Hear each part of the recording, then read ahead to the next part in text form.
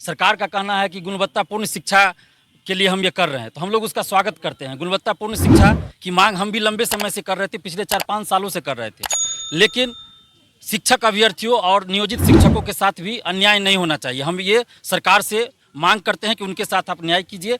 और 6 to 8 के लिए जो सीट नहीं दिया गया है, रिक्ति ही नहीं आई है, और सबसे ज़्यादा अभ्यर्थी 6 to 8 के ही हैं।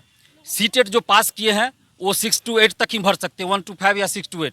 11-12 के लिए नहीं भर सकते, 9-10 के लिए फॉर्म ही नहीं भर सकते। और जो बीएड किए हुए हैं वो भी अभी कंफर्म नहीं है कि 1 to 5 में वो क्वालिफाई कर जाते हैं तो उनको नौकरी मिलेगी कि नहीं मिलेगी, क्योंकि सुप्रीम कोर्ट में केस चल रहा है। जो बीएड पास है उनको अलाउ किया जाएगा या नहीं, अभी तक है कि डीएलएड वाले ही 1 to 5 में जा सकते। तो ऐसी परिस्थिति में जो बीएड किए हुए हैं, वर्षों से पात्रता परीक्षा पास किए हुए हैं, तो वो लोग कहाँ जाएंगे? वो फॉर्म भर भी देंगे तो सरकार क्या गारंटी देगी कि 1 to 5 में उनका सिलेक्शन होगा और उनको जॉब मिलेगी, क्योंकि सुप्रीम कोर्ट में केस चल रहा है। तो 6 to 8 का जितना भी सीट खाली है, सरकार से हम ये मांग कर रहे हैं कि सबसे पहले आप 6 to 8 की जितनी रिक्तियां हैं उन सब पे वैकेंसी निकालिए, क्योंकि सबसे ज़्यादा अभ्यर्थी इसी में है।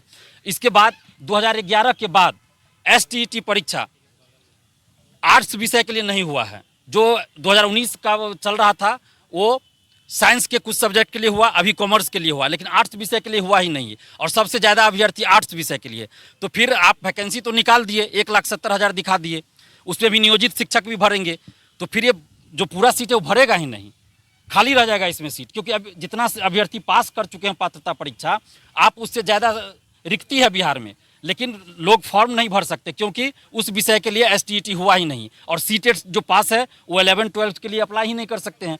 तो ऐसी परिस्थिति में सरकार को ये सोचना चाहिए कि क्या रास्ता निकाला जाए कि अभ्यर्थी फॉर्म भर सके। और इसके अलावे जो अपियरिंग वाली बात है, बहुत सारे स्टूडेंट्स का कहना है कि वो पात्रता परीक्षा पास कर चुके हैं, सीटेट पास कर चुके हैं, उनका बीएड का रिजल्ट आने वाला है, किन्हीं का जुलाई में, किन्हीं का जून में, तो उनको भी मौका दिया जाए, अपियरिंग में फॉर्म भरने के लिए मौका दिया जाए। ये हम लोग की मांग है, और इसीलिए हम आज प्रेस कॉन्फ्रेंस बुलाए हैं। तो सरकार से हम यही मांग कर रहे हैं कि आप इस पर ध्यान दीजिए और ज़्यादा से ज़्यादा अभ्यर्थियों को मौका मिले शिक्षक बहाली में। चूँकि हर साल तो शिक्षक बहाली आती नहीं है, तो इसलिए आप ऐसा रास्ता निकालिए कि ज़्यादा से ज़्यादा शिक्षक अभ्यर्थी फॉर्म भर सके और गुणवत्तापूर्ण शिक्षा के लिए अग्रसर हो सके, शिक्षा विभाग भी अग्रसर हो सके, बिहार सरकार अग्रसर हो सके, और शिक्षक भी हो सके। और एक और पॉइंट है कि नियोजित शिक्षक जो 4 लाख है लगभग, और जो नए अभ्यर्थी शिक्षक अभ्यर्थी, दोनों को आप एक साथ परीक्षा ले रहे हैं, जो कि कहीं से उचित नहीं है। आपको दोनों का अलग अलग परीक्षा लेना चाहिए। अगर नियोजित शिक्षक को आपको लेना है परीक्षा, राज्यकर्मी का दर्जा देने के लिए आप कह रहे हैं, हम तो मांग कर रहे हैं कि आप बिना शर्त नियोजित शिक्षक को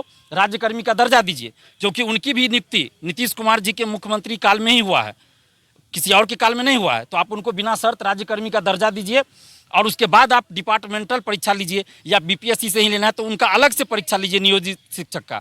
आप फ्रेश जो ले रहे हैं, जो नए अभ्यर्थी है शिक्षक अभ्यर्थी, उनके साथ उनको मत मिलाइए, अलग अलग एग्जाम लीजिए। तो साथ ही नीतीश कुमार जी से ये मांग कर रहे हैं, तेजस्वी यादव जी से मांग कर रहे हैं, जब आप बिहार में 10 लाख 20 लाख नौकरी की बात कर रहे हैं, तो आप इस तरह की वैकेंसी निकाल रहे हैं जिसमें कि अभ्यर्थी फॉर्म ही नहीं भर पाएंगे, तो आधा से ज़्यादा सीट तो खाली रह जाएगा, तो फिर नौकरी किन को मिलेगी? तो इसलिए आप इस पर ध्यान दीजिए। 6 to 8 का आप जितना भी रिक्ति है उस पर वैकेंसी निकालिए, नियोजित शिक्षक के लिए अलग, और फ्रेश जो अभ्यर्थी हैं शिक्षक अभ्यर्थी उनके लिए अलग एग्जाम लीजिए।